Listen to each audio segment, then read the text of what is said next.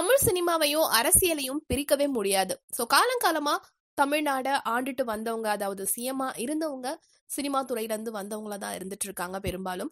So அப்படி இருக்கப்போ இப்போ ரீசெண்டா தமிழ் சினிமா துறை அண்ட் அரசியல் இது ரெண்டுக்கும் எடுத்துக்கிட்டோம்னாக்கா பயங்கர லிங்க்ஸ் இருந்துட்டு இருக்கு.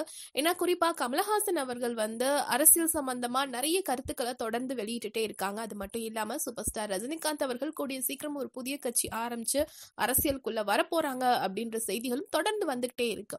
இந்த நிலையில ரீசெண்டா ஒரு பிரஸ் மீட்ல உலகநாயகன் கமலஹாசன் அவர்கள் வந்து தமிழக அரசியல்ல ஊழல் இருக்கு, எல்லா துறையிலுமே இருக்கு அப்படின்னு சொன்னது இப்போ தமிழகத்தை ஆண்டுட்டு இருக்கக்கூடிய கட்சிக்கு வந்து ஒரு பெரிய அதிர்ச்சியை வந்து ஏற்படுத்தியது. ஸோ இதனால எல்லா அமைச்சர்களுமே வந்து கமலஹாசனுக்கு எதிராக வந்து பேச ஆரம்பிச்சாங்க. அண்ட் இதுல வந்து சி.வி. சண்முகம் சட்டத்துறை அமைச்சர் அவர்கள் வந்து என்ன சொல்லியிருக்காங்கன்னா, அஜித்க்கு இருக்க தைரியம் ஏன் கமலஹாசனுக்கு கிடையாது அப்படின்னு சொல்லி கேட்டிருக்காங்க. எப்படி அப்படின்னா, கலைஞருடைய ஆட்சியில ஒரு தடவை ஸ்டேஜ்ல அஜித் அவர்கள் மேடையிலேயே என்னை மிரட்டி தான் இந்த ஃபங்க்ஷனுக்கு வர வச்சாங்க அப்படின்னு ரொம்ப தைரியமா சொன்னாங்க. ஆனா அந்த தைரியம் ஏன் கமலஹாசன் கிட்ட இல்ல.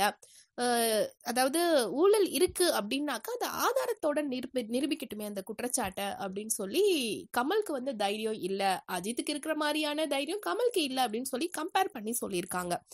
இந்த மாதிரியான நிறைய சினிமா அப்டேட்ஸ் தெரிஞ்சுக்க ஃபில்மி ஃபோக்கஸை சப்ஸ்கிரைப் பண்ணுங்க.